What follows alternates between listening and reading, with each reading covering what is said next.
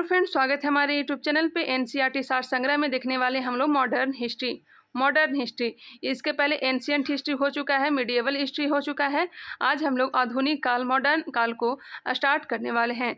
चलिए इसे स्टार्ट करते हैं। इसके पहले सारा हो चुका है, प्लेलिस्ट में आप लोग को मिल जाएगा। यह जो आधुनिक काल है बहुत लंबा चौड़ा यह पार्ट है, इसलिए इसका 2-3 वीडियो में हम लोग देखने वाले हैं। चलिए इसे स्टार्ट करते हैं। आधुनिक भारत का इतिहास। अगर आप लोग नए हैं तो हमारे चैनल को सब्सक्राइब कर लें। मैं ज़्यादा तो सब्सक्राइब करने के लिए बोलती नहीं हूँ, लेकिन अगर आपकी इच्छा है तो आप सब्सक्राइब कर सकते हैं। चलिए बिल्कुल भी ना देरी करते हुए स्टार्ट करते हैं।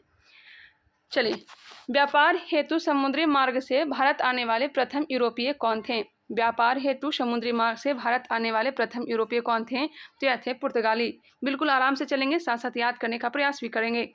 यूरोप से भारत आने के लिए समुद्री मार्ग की खोज किसके द्वारा की गई थी? तो यह की गई थी वास्को डी गामा। भारत आगमन हुआ था 17 मई 1498 को। 17 मई 1498 ईस्वी को। कालीकट बंदरगाह के तट पर किसने वास्को डी गामा का स्वागत किया था? तो यह किया था जमोरिन ने स्वागत किया। स्थानीय शासक था जमोरिन, उसी ने स्वागत किया था वास्को डी गामा को। पुर्तगालियों ने भारत में सर्वप्रथम अपनी व्यापारिक कोठी फैक्ट्री कहाँ स्थापित की थी? पुर्तगालियों ने भारत में सर्वप्रथम अपनी व्यापारिक कोठी कहाँ स्थापित की थी? तो कोचीन में स्थापित की थी। पुर्तगाली उपनिवेश का प्रथम वायसराय भारत में कौन नियुक्त हुआ था? यह हुआ था फ्रांसिस्को द अल्मीडा 1505 ईस्वी में। भारत में तंबाकू की खेती एवं प्रिंटिंग प्रेस को प्रारंभ करने का श्रेय किसे जाता है? पुर्तगालियों को दिया जाता है। तंबाकू की खेती, प्रिंटिंग प्रेस और आलू की खेती किसकी देन है? तो पुर्तगालियों की देन है। भारत में प्रथम प्रिंटिंग प्रेस की स्थापना 1556 ईस्वी में गोवा में की गई थी। भारत में प्रथम प्रिंटिंग प्रेस की स्थापना कब की गई थी? तो 1556 ईस्वी में। कहाँ की गई थी? तो गोवा में की गई थी। चलिए आगे बढ़ते हैं। हिंद महासागर में व्यापार को नियंत्रित करने के लिए शांत या नीले जल की नीति ब्लू वाटर पॉलिसी किसने लागू की थी? ब्लू वाटर पॉलिसी किसने लागू की थी? Francisco de Almeida. इसको इस तरह से याद रखिएगा। एक क्या है? नीले जल मतलब जल है, मतलब पानी है। पानी का रंग कैसा होता है? तो नीला होता है, तो नीले जल की नीति हो गया। और पानी क्या है? तो यह मीठा होता है। क्या होता है? मीठा होता है। तो क्या हो जाएगा इसका आंसर? अल्मीडा। मीडा में भी मीठा आ रहा है, मीडा को रिलेट कर सकते हैं मीठा से। तो पानी क्या है? मीठा है। नीले जल की नीति किसने लाई थी? तो फ्रांसिस्को द अल्मीडा ने। इस तरह से रिलेट करके इसे याद रखेंगे अगर याद रखना चाहें तो। मीडा मतलब मीठा, और जल किसकी नीति हो जाएगा? नीले जल की नीति फ्रांसिस्को द अल्मीडा। जहाँ पर मीडा देखिएगा वहाँ पर मीठा समझ करके टिक कर सकते हैं। चलिए आगे बढ़ते हैं। विभिन्न देशों के खोजकर्ता दिया गया है, खोजकर्ता और देश दिए गए हैं। वास्को डी गामा भारत की खोज की थी। कोलंबस ने अमेरिका की खोज की थी। कैप्टन जेम्स कुक ने ऑस्ट्रेलिया की खोज की थी। टेंशन ना लीजिए, एक बार फिर से मैं रिकॉल करवा दूंगी, एक बार देख लीजिए। तस्मान ने तस्मानिया एवं न्यूजीलैंड की खोज की थी। तस्मानिया एवं न्यूजीलैंड की खोज की थी। बार्थोलोमेव डियाज ने केप ऑफ गुड होप दक्षिण अफ्रीका की खोज की थी। केप ऑफ गुड होप एक रास्ता का नाम है, तो दक्षिण अफ्रीका से होकर के ही जाती है। चलिए एक बार फिर से देख लेते हैं। वास्को डी गामा ने भारत की खोज की। कोलंबस अमेरिका को। कैप्टन जेम्स कुक ने ऑस्ट्रेलिया की खोज की। तस्मानिया और न्यूजीलैंड की खोज की। वही Bartholomew Dias Cape of Good Hope की खोज की थी। चलिए आगे बढ़ते हैं। भारत में पुर्तगाली शक्ति का वास्तविक संस्थापक किसे माना जाता है? अल्बुकर्क को। किसे माना जाता है? अल्बुकर्क को। किस वायसराय के काल में गोवा को पुर्तगालियों का औपचारिक मुख्यालय बनाया गया? तो नीनो डी कुन्हा के समय काल में। पुर्तगाली ने हिंद महासागर क्षेत्र में व्यापार पर नियंत्रण स्थापित करने के लिए कार्टेज आर्मेडा काफिला पद्धति प्रारंभ की थी। कार्टेज आर्मेडा काफिला पद्धति को प्रारंभ की थी। पुर्तगालियों के पश्चात भारत में व्यापार करने आए डच कहाँ के निवासी थे? पुर्तगाली के बाद भारत में कौन आए थे? तो डच आए थे। और कहाँ के निवासी थे? यह हॉलैंड के, वर्तमान के नीदरलैंड के यह क्या थे? तो व्यापारी थे। चलिए आगे बढ़ते हैं। यहाँ पे भारत में विदेशी कंपनियों का आगमन, कंपनी, देश, स्थापना, भारत में प्रथम फैक्ट्री, ये सारे के सारे दिया गया है। चलिए स्टार्ट करते हैं। पुर्तगाली ईस्ट इंडिया कंपनी, इसका नाम है एस्तादो द इंडिया। अंग्रेजी East India company, the governor and company of merchants of London trading into the East Indies. देख लीजिएगा एक बार फिर से आप लोग। United East India Company of Netherlands, सारे कंपनी का नाम है। डेनिश ईस्ट इंडिया कंपनी, फ्रांसीसी East India company, the Indians orientals भी कहा जाता है, द इंडियस ओरिएंटल्स भी कहा जाता है। पुर्तगाली कंपनी का नाम है एस्तादो द इंडिया। ईस्ट इंडिया कंपनी, अंग्रेजी ईस्ट इंडिया कंपनी का नाम the governor and company of merchants of London trading into the East Indies. वही नीदरलैंड्स का है United East India Company of Netherlands. Danish East India Company, फ्रांसीसी East India Company. चलिए आगे बढ़ते हैं। पुर्तगाल भारत कब आया था? तो आया था 1498। 1498 में इसकी कंपनी की स्थापना की गई थी, स्थापना कंपनी की गई थी 1498 को। अंग्रेजी ईस्ट इंडिया कंपनी की स्थापना 31 दिसंबर 1600 को की गई थी। हॉलैंड कंपनी की स्थापना की गई थी। डच ईस्ट इंडिया कंपनी की स्थापना की गई थी 1602 में। डेनमार्क का 1616, फ्रांस का 1664। एक बार फिर से देख लेते हैं।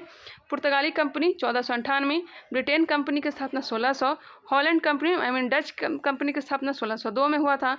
डेनमार्क का 1616 और फ्रांस का हुआ था 1664। पुर्तगालियों ने अपनी फैक्ट्री कहाँ स्थापित की थी? तो पहली फैक्ट्री स्थापित की थी कोची में। अंग्रेज ने सबसे पहले फैक्ट्री स्थापित की थी सूरत में। डच पहली फैक्ट्री मुस्लिमपट्टनम, और ये क्या दिया हुआ था? डेनिश ने अपनी फैक्ट्री स्थापित की थी त्रावणकोर में, और फ्रांसीसी ने अपनी कंपनी स्थापित की थी सूरत में। एक बार इसका स्क्रीनशॉट लेना चाहें तो ले सकते हैं। पुर्तगाली ईस्ट इंडिया कंपनी की स्थापना 1498, अंग्रेजी ईस्ट इंडिया कंपनी की स्थापना 1600, डच ईस्ट इंडिया कंपनी की स्थापना 1602, डेनिश ईस्ट इंडिया कंपनी की स्थापना 1616, फ्रांसीसी ईस्ट इंडिया कंपनी की स्थापना 1664। पुर्तगाली का पहला फैक्ट्री था कोचीन, अंग्रेजी ईस्ट इंडिया कंपनी का प्रथम फैक्ट्री था Surat, Dutch East India Company का पहली factory Muslimpatnam, Danish East India Company का हो जाएगा त्रावणकोर, और फ्रांसीसी ईस्ट इंडिया कंपनी का हो गया सूरत। चलिए आगे बढ़ लेते हैं। यूरोपीय व्यापार का भारत आगमन क्रम दिया गया है। पहली बार भारत आया था पुर्तगाली। कौन आया था? पुर्तगाली आया था। उसके बाद आया है डच, पुर्तगाली, उसके बाद डच आया है। डच के बाद कौन आया है? तो अंग्रेज ब्रिटिश। उसके बाद डेनिश 1616 में ही, डेनिश 1616 में इसकी कंपनी की स्थापना हुई थी। उसके बाद फ्रांसीसी, और उसके बाद कौन आया था? तो स्वीडिश आया था। क्या आया था? स्वीडिश आया था। क्रम याद रखिएगा। यूरोपीय शक्तियों में भारत में पुर्तगाली कंपनी ने सर्वप्रथम 1498 ईस्वी में प्रवेश किया तथा भारत में सबसे अंत में 1961 में ही पुर्तगाली गए थे। सबसे पहले कौन आया? तो पुर्तगाली आया था 1498 में, और सबसे लास्ट में भी गया पुर्तगाली ही 1461 ईस्वी में। चलिए आगे बढ़ते हैं। किस यूरोपीय शक्ति द्वारा भारत में मसालों के निर्यात पर स्थानों पर कपड़ों के निर्यात को प्राथमिकता दी गई? किस यूरोपीय शक्ति द्वारा भारत से मसालों के निर्यात के स्थान पर कपड़ों के निर्यात को प्राथमिकता दी गई? यह दी गई डच द्वारा। भारत के साथ व्यापार के लिए सर्वप्रथम संयुक्त पूंजी कंपनी किसने आरंभ की? तो आरंभ की थी डचों ने। वर्ष 1759 में बेदरा का युद्ध किन दो यूरोपीय शक्तियों के मध्य लड़ा गया था? बेदरा का युद्ध हुआ था डच एवं अंग्रेजों के बीच। इसमें अंग्रेज जीत जाते हैं, डच हार जाते हैं। और 1760 में होता है वानडिवास का युद्ध अंग्रेज एवं फ्रांसीसियों के बीच। लंदन में ब्रिटिश ईस्ट इंडिया कंपनी के गठन के समय भारत का सम्राट कौन था? तो यह अकबर था, क्योंकि पता है 1600 में स्थापना होती है और 1605 ईस्वी में अकबर की मृत्यु होती है। ब्रिटिश सम्राट जेम्स प्रथम का दूत बनकर भारत में व्यापारिक कोठियाँ स्थापित करने के उद्देश्य से जहांगीर के दरबार में आने वाला ब्रिटिश नागरिक कौन था? तो यह था कैप्टन हॉकिंस। कब आया था? 1608 ईस्वी में। ब्रिटिश ईस्ट इंडिया कंपनी द्वारा भारत में प्रथम अस्थायी कारखाना मुस्लिमपट्टनम में 1611 ईस्वी में तथा प्रथम अस्थायी कारखाना कहाँ खोली गई थी? तो 1613 ईस्वी में सूरत में स्थापित किया गया था। ईस्ट इंडिया कंपनी के किस अंग्रेज गवर्नर को औरंगजेब द्वारा भारत से निष्कासित किया गया? तो निष्कासित किया गया था सर जॉन चाइल्ड को, सर जॉन चाइल्ड। हैमिल्टन द्वारा सफल उपचार किए जाने के कारण किस मुगल बादशाह द्वारा ईस्ट इंडिया कंपनी के लिए वर्ष 1717 में महाधिकार पत्र जारी किया गया था? क्या जारी किया था? फर्रुख सियर के द्वारा। 1661 ईस्वी में इंग्लैंड के राजा चार्ल्स द्वितीय का विवाह पुर्तगाली राजकुमारी कैथरीन के साथ हुआ। चार्ल्स द्वितीय का विवाह किससे होता है? तो पुर्तगाली राजकुमारी कैथरीन के साथ। इस अवसर पर पुर्तगालियों ने चार्ल्स द्वितीय को दहेज के रूप में बम्बई द्वीप को प्रदान कर दिया। 1668 में चार्ल्स द्वितीय ने 10 पाउंड वार्षिक किराया लेकर, कितना? 10 पाउंड वार्षिक किराया लेकर बम्बई ईस्ट इंडिया कंपनी को दे दिया। चलिए आगे बढ़ते हैं। प्रमुख शहरों के संस्थापक दिया गया है, जैसे कि कलकत्ता के संस्थापक कौन था, तो जॉब चार्नाक। कलकत्ता के संस्थापक जॉब चार्नाक। मद्रास का संस्थापक फ्रांसिस डे। मद्रास का संस्थापक कौन है, तो फ्रांसिस डे। नई दिल्ली का एडविन लुटियंस व हर्बर्ट बेकर। एडविन लुटियंस व हर्बर्ट बेकर। बम्बई का संस्थापक था गेराल्ड ऑनगियर। गेराल्ड ऑनगियर। एक बार फिर से देखते हैं, Calcutta Job Charnock, Madras Francis Day, Nai Delhi Edwin Lutyens व हर्बर्ट बेकर, बम्बई के संस्थापक था गेराल्ड ऑनगियर। चलिए आगे बढ़ते हैं। यूरोपवासियों के लिए सर्वोत्तम सोरा और अफीम प्राप्ति का मुख्य क्षेत्र था। यूरोपवासियों के लिए सर्वोत्तम सोरा और अफीम प्राप्ति का मुख्य क्षेत्र कौन सा था, तो यह हो जाएगा बिहार।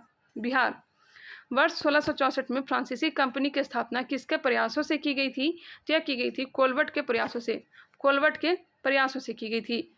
फ्रांसीसी कंपनी की स्थापना किसके कार्यकाल में की गई थी, लुई 14वां के काल में की गई थी। फ्रैंक कैरो के द्वारा भारत में प्रथम फ्रांसीसी फैक्ट्री की स्थापना कहाँ की गई थी।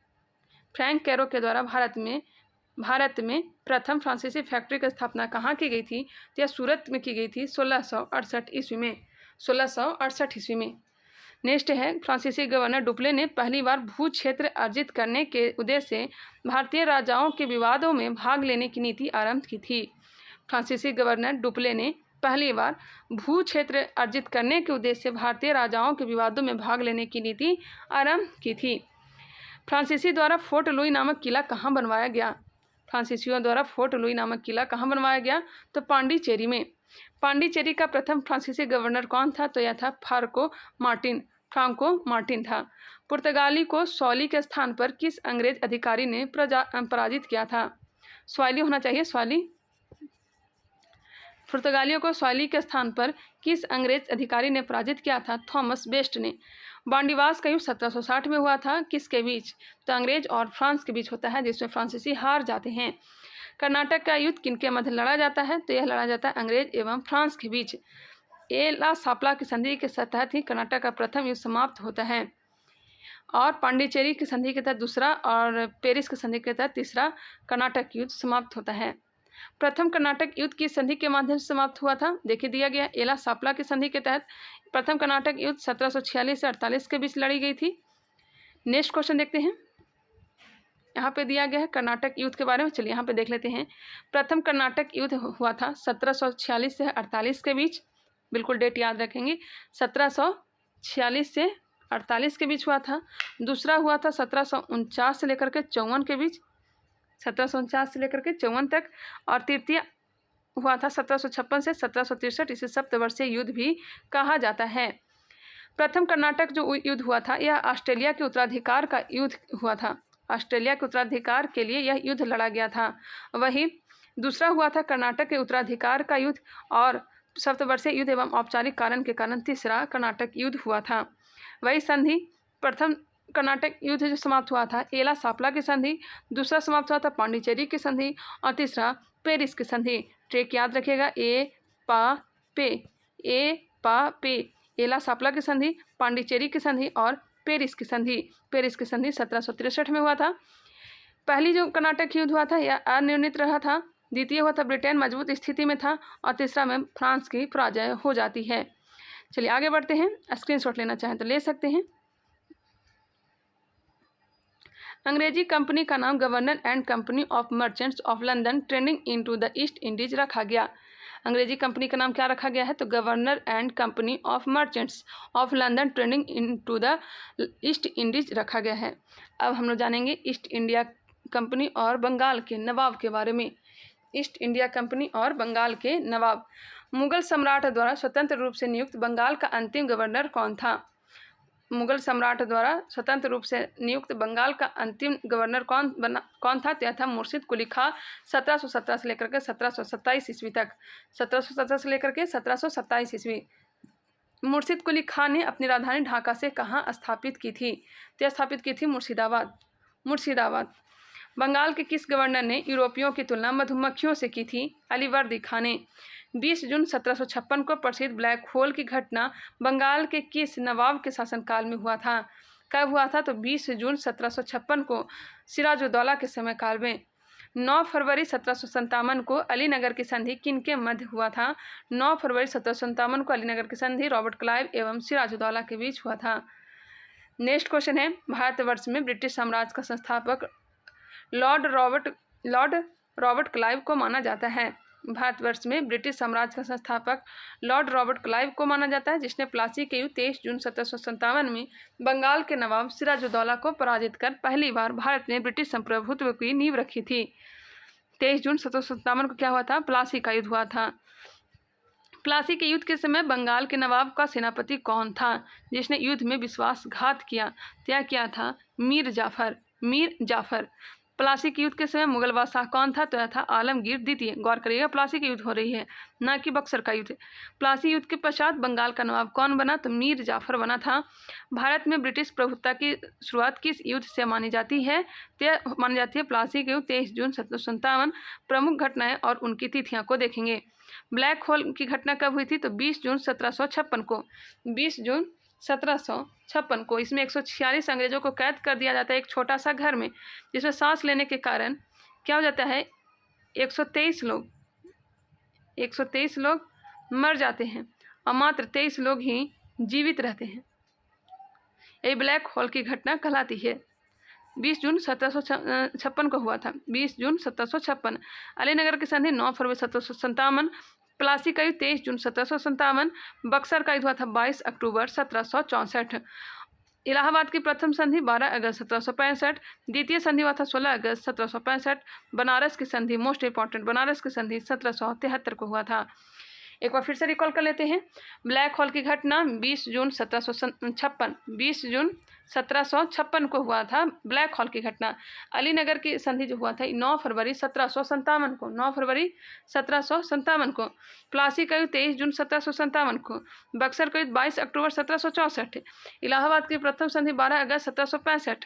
इलाहाबाद की द्वितीय संधि 16 अगस्त 1765 और बनारस की संधि 1773 को हुआ था। वर्ष 1842-44 तक गवर्नर जनरल रहे लॉर्ड एलनबरो का कार्यकाल कुशल आक्रमणता की नीति का काल माना जाता है। किसके काल को कुशल आक्रमण्यता की नीति के काल को जाना जाता है? तो लॉर्ड एलनबरो के कार्यकाल को कुशल आक्रमण्यता की नीति का काल माना जाता है। आगे बढ़ लेते हैं। वर्ष 1760 में अंग्रेजों ने मीर जाफर को हटाकर किसे बंगाल का नवाब बना दिया? मीर जाफर को हटा करके मीर कासिम को फिर से नवाब बना दिया जाता है। मीर कासिम को नवाब बना दिया जाता है, सॉरी फिर से नहीं, मीर कासिम को बनाया जाता है। 22 अक्टूबर 1764 को बक्सर के युद्ध में अंग्रेजों ने मीर कासिम, अवध के नवाब शुजाउद्दौला और दिल्ली के मुगल सम्राट शाह आलम द्वितीय की सम्मिलित सेना को पराजित किया था। नेक्स्ट है, बक्सर के युद्ध के समय ब्रिटिश सेना का सेनापति कौन था? बक्सर के युद्ध के समय ब्रिटिश सेनापति कौन था? तो हेक्टर मुनरो था। बक्सर के युद्ध के समय बंगाल का नवाब कौन था? तो मीर जाफर था। क्योंकि मीर जाफर पहले था, मीर जाफर को हटा करके मीर कासिम को बैठाया गया। फिर आके नहीं, मीर कासिम से अच्छा तो मीर जाफर ही है, तो फिर से मीर जाफर को बैठाया जाता है। और जैसे ही मीर जाफर गद्दी पर बैठता है, मीर कासिम विद्रोह कर देता है और बक्सर का युद्ध को देखने को मिलता है। इसमें शामिल कौन कौन होते हैं? तो अवध के नवाब शुजाउद्दौला और मुगल शासक शाह आलम द्वितीय। बक्सर युद्ध के पश्चात इलाहाबाद की प्रथम संधि होती है। कब होती है? तो 12 अगस्त 1765 को। कब होती है? यहाँ पे दिया गया था 12 अगस्त 1765 को। सही है, 12 अगस्त 1765 को पहली और 16 अगस्त को द्वितीय संधि हुई थी। इलाहाबाद की प्रथम संधि मुगल सम्राट शाह आलम द्वितीय बंगाल के नवाब नजमुद्दौला, किसके साथ? नजमुद्दौला के साथ, क्योंकि मीर कासिम मारा जाता है और बंगाल के नवाब उस टाइम नजमुद्दौला होता है, तथा क्लाइव के मध्य तथा इलाहाबाद की द्वितीय संधि जो होती है या क्लाइव तथा अवध के नवाब शुजाउद्दौला के मध्य संपन्न होती है। कंफ्यूज नहीं होइएगा। पहली जो संधि होता है या किसके बीच होता है? तो शाह आलम द्वितीय, क्योंकि यह मुगल शासक था। और किसके बीच? बंगाल का नवाब उस टाइम था नजमुद्दौला। कौन था? नजमुद्दौला। इसी के बीच इलाहाबाद की प्रथम संधि 12 अगस्त 1765 को होती है। और द्वितीय संधि कब होती है? तो क्लाइव और इलाहाबाद अवध के शासक शुजाउद्दौला के मध्य होती है। द्वितीय संधि रॉबर्ट क्लाइव और अवध के नवाब कौन थे? शुजाउद्दौला। ये दोनों के बीच 16 अगस्त 1765 को द्वितीय इलाहाबाद की संधि होती है। चलिए आगे बढ़ते हैं। किस संधि के तहत किस संधि के माध्यम से अंग्रेजों को बंगाल, बिहार और उड़ीसा की दीवानी प्राप्त हुई? क्या प्राप्त हुई थी? इलाहाबाद की संधि के द्वारा। स्वर्ग से उत्पन्न सेनानायक किसे कहा गया? तो रॉबर्ट क्लाइव को कहा गया। इलाहाबाद की संधि के पश्चात बंगाल में द्वैत शासन की स्थापना किसके द्वारा की गई? तो रॉबर्ट क्लाइव के द्वारा 1765 ईस्वी में। उत्तर मुगलकालीन राज्यों के संस्थापक देख लेते हैं। बंगाल के संस्थापक कौन थे? मुर्शिद कुली खां। बंगाल 1717 से लेकर 1727 ईस्वी तक काल है मुर्शिद कुली खां का। हैदराबाद का निजाम उल मुल्क चिनकिलिज का नाम जाना जाता है 1724 ईस्वी में। भरतपुर 18वीं शताब्दी चूड़ामन या फिर बदन सिंह, चूड़ामन या बदन सिंह। कर्नाटक 18वीं शताब्दी में शहादत उल्ला खां, कर्नाटक की स्थापना शहादत उल्ला खां। अवध 1722 से 24 शहादत खां या फिर बुरहान उल मुल्क, बुरहान उल मुल्क। जयपुर का संस्थापक कौन थे? सवाई राजा जयसी, सवाई राजा जयसी। रुहेल पठान मोहम्मद खां बंगस, रुहेल पठान मोहम्मद खां बंगस। और मैसूर के संस्थापक कौन था? तो यह हैदर अली। एक बार फिर से रिकॉल कर लेते हैं। बंगाल का संस्थापक था मुर्शिद कुली खां, मुर्शिद कुली खां। हैदराबाद का हो जाएगा चिनकिलिज खां या फिर निजाम उल मुल्क। भरतपुर का हो जाएगा 18वीं शताब्दी में चूड़ामन या बदन सिंह। कर्नाटक का 18वीं शताब्दी में शहादत उल्ला खां, शहादत उल्ला खां। अवध का शहादत खां या फिर बुरहान उल मुल्क। जयपुर का संस्थापक सवाई राजा जयसी। रुहेल पठान का मोहम्मद खां बंगस। और मैसूर का संस्थापक हैदर अली था। चलिए आगे बढ़ते हैं। अब हम लोग जानेंगे क्षेत्रीय राज पंजाब एवं मैसूर के बारे में। क्षेत्रीय राज पंजाब एवं मैसूर के बारे में। सिख साम्राज्य का संस्थापक किसे माना जाता है? सिख साम्राज्य का संस्थापक किसे माना जाता है? तो यह माना जाता है महाराजा रणजीत सिंह को। सिख साम्राज्य का संस्थापक महाराजा रणजीत सिंह 1799 ईस्वी। महाराजा रणजीत सिंह किस मिशन से संबंधित है? शुक्र चकिया मिशन से। महाराजा रणजीत सिंह के राज की राजधानी कहाँ स्थित थी? तो लाहौर थी। कहाँ थी? लाहौर थी। महाराजा रणजीत सिंह ने सुप्रसिद्ध कोहिनूर हीरा किससे प्राप्त किया था? शाह शुजा से, शाह शुजा से। 25 अप्रैल 1809 को अमृतसर की संधि किनके मध्य संपन्न हुई? तो महाराजा रणजीत सिंह तथा अंग्रेजों के मध्य। 25 अप्रैल 1809 को क्या हुआ था? तो अमृतसर की संधि। महाराजा रणजीत सिंह एक धर्मनिरपेक्ष शासक थे, इसलिए उन्होंने कहा था कि ईश्वर की इच्छा थी कि मैं सब धर्मों को एक निगाह से देखूं, इसलिए उसने दूसरी आंख की रोशनी ले ली। किसने कहा था? तो महाराजा रणजीत सिंह ने कहा था कि ईश्वर की इच्छा थी कि मैं सब धर्मों को एक निगाह से देखूं, इसलिए उसने दूसरी आंख की रोशनी ले ली। आगे बढ़ते हैं। 1845 में प्रारंभ हुआ प्रथम आंग्ल सिख युद्ध के दौरान भारत का गवर्नर जनरल कौन था? 1845 में प्रथम आंग्ल सिख युद्ध हुआ था, उसमें गवर्नर जनरल कौन था? लॉर्ड हार्डिंग प्रथम था। प्रथम आंग्ल सिख युद्ध किस संधि द्वारा समाप्त हुआ? तो लाहौर की संधि के द्वारा। 1846 ईस्वी में लाहौर की संधि होती है, इसी संधि के द्वारा प्रथम आंग्ल सिख युद्ध समाप्त होता है। महाराजा रणजीत सिंह का उत्तराधिकारी कौन था? यह था खड़क सिंह। कौन था? खड़क सिंह था। यहाँ पे कुछ संधियाँ दिया गया है, उसे देखते हैं। पुरंदर की संधि, पुरंदर की संधि कब हुआ था? 1665 ईस्वी में। पुरंदर की संधि 1665 ईस्वी में। बड़गांव की संधि 1779 ईस्वी में। बड़गांव की संधि 1779 ईस्वी में। सालबाई की संधि 1782। देवगांव की संधि 1803। देवगांव की संधि 1803। सुरजी अंजन गांव की संधि हुआ था 1803 ईस्वी में। पूना की संधि हुआ था 1817 ईस्वी में। पूना की संधि 1817। लाहौर की संधि हुआ था 1846 और अमृतसर की संधि हुआ था 1809 ईस्वी में। एक बार फिर से देख लेते हैं।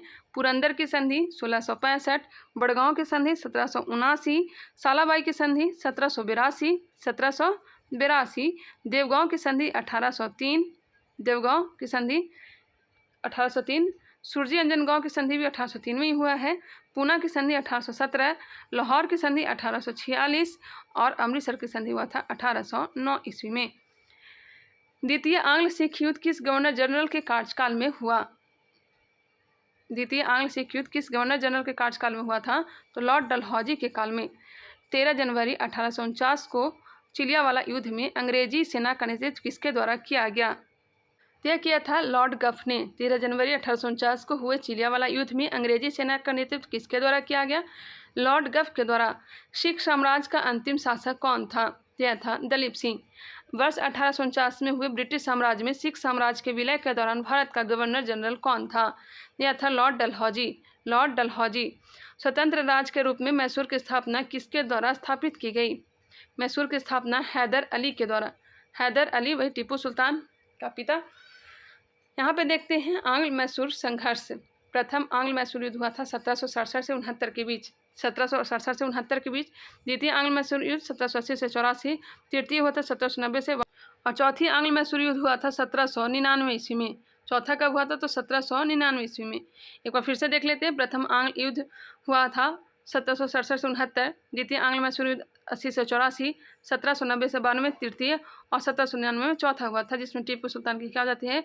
मृत्यु हो जाती है। प्रथम आंग्ल मैसूर युद्ध के समय शासक कौन था? तो हैदर अली था, हैदर अली। और द्वितीय आंग्ल मैसूर युद्ध के दौरान ही हैदर अली की क्या हो जाती है? मृत्यु हो जाती है 1782 ईस्वी में ही। उसके बाद नेतृत्व कौन संभाल लेता है? टीपू सुल्तान।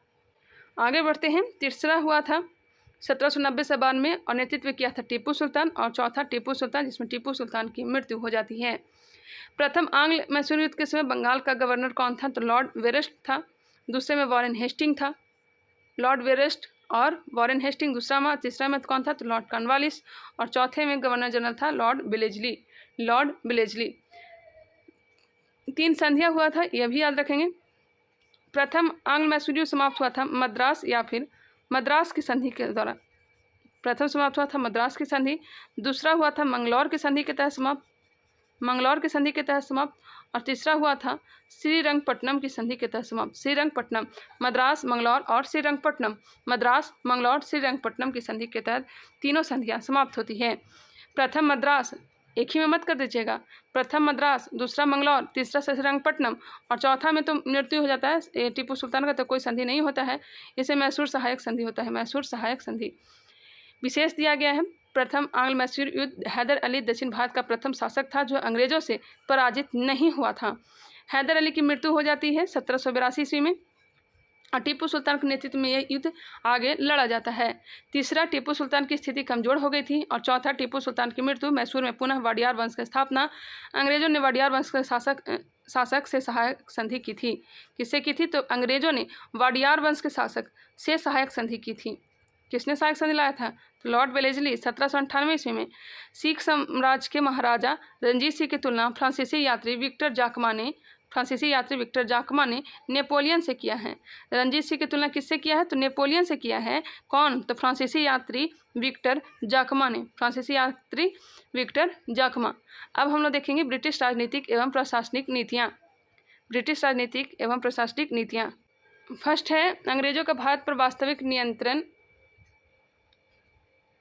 कब प्रारंभ हुआ? अंग्रेजों का भारत पर वास्तविक राजनीतिक नियंत्रण कब प्रारंभ हुआ? तय हुआ था इलाहाबाद की संधि के द्वारा, इलाहाबाद की संधि के द्वारा। बंगाल में द्वैध शासन किसके द्वारा लागू किया गया? तो लॉर्ड क्लाइव के द्वारा, लॉर्ड क्लाइव के द्वारा। वर्ष 1782 ईस्वी में किस गवर्नर ने द्वैध शासन को समाप्त कर दिया? तो समाप्त कर दिया था वॉरेन हेस्टिंग को, वॉरेन हेस्टिंग ने समाप्त कर दिया था 1772 ईस्वी में। लाया किसने था? तो रॉबर्ट क्लाइव 1765। भारत में न्यायिक सेवा का जन्मदाता किसे माना जाता है? तो न्यायिक सेवा का जन्मदाता वॉरेन हेस्टिंग को माना जाता है।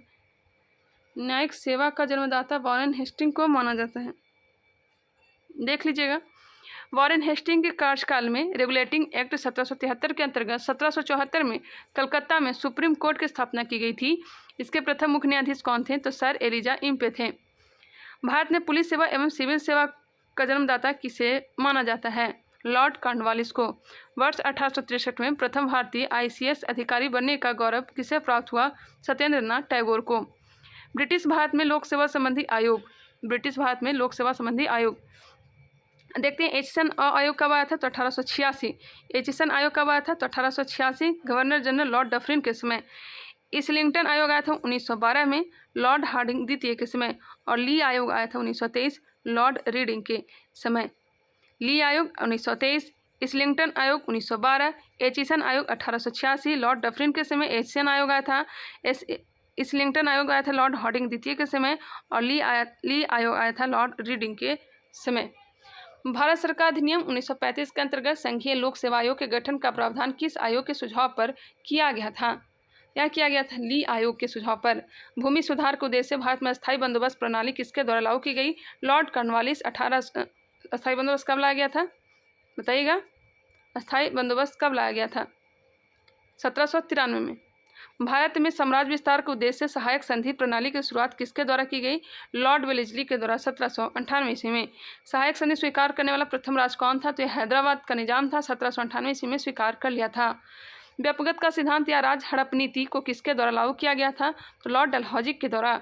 1849 ईस्वी में ब्रिटिश शासन में पंजाब का विलय हुआ। कब हुआ था? तो 1849 ईस्वी में। किसके समय? लॉर्ड डलहौजी के समय। लॉर्ड डलहौजी का गवर्नर जनरल का पद है 1848 से लेकर के 1856 ईस्वी तक का। आगे बढ़ते हैं। राज हड़प नीति में कहा गया है कि ऐसे राज्य जिनका निर्माण अंग्रेजों के सहयोग से हुआ है उन्हें राज के उत्तराधिकारी के लिए गोद लेने का अधिकार नहीं प्राप्त होगा। क्या कहा गया है राज हड़प नीति में? ऐसे राज्य जिनका निर्माण अंग्रेजों के सहयोग से हुआ है उन्हें राज के उत्तराधिकारी के लिए गोद लेने का अधिकार नहीं प्राप्त होगा। किस रिपोर्ट के आधार पर डलहौजी ने अवध का अधिग्रहण किया? या आउटरम के रिपोर्ट के आधार पर? व्यपगत सिद्धांत के अंतर्गत अधिकृत किए गए राज्य को देखेंगे। सतारा को 1848 में हड़पा गया। जैतपुर 1849। जैतपुर और संभलपुर को एक साथ याद रखिएगा 1849। सतारा 1848, जैतपुर और संभलपुर 1849। बघाट को 50 में हड़पा गया। उदयपुर को 1852 में हड़पा गया। झांसी को 1853 और नागपुर को 1854 और अवध को कुशासन के आरोप में 1856 में हड़पा गया।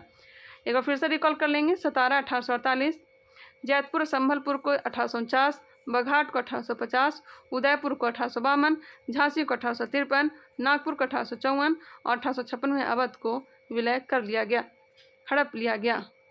चतुराईपूर्ण निष्क्रियता की नीति किससे संबंधित है? चतुराईपूर्ण निष्क्रियता की नीति किससे संबंधित है? तो जॉन लॉरेंस से। किस गवर्नर जनरल के कार्यकाल में भारत पर ईस्ट इंडिया कंपनी का शासन समाप्त हो गया? Lord Canning. वर्ष 1861 में भारतीय दंड संहिता इंडियन पीनल कोड किसके कार्यकाल में निर्मित की गई? तो लॉर्ड कैनिंग के कार्यकाल में।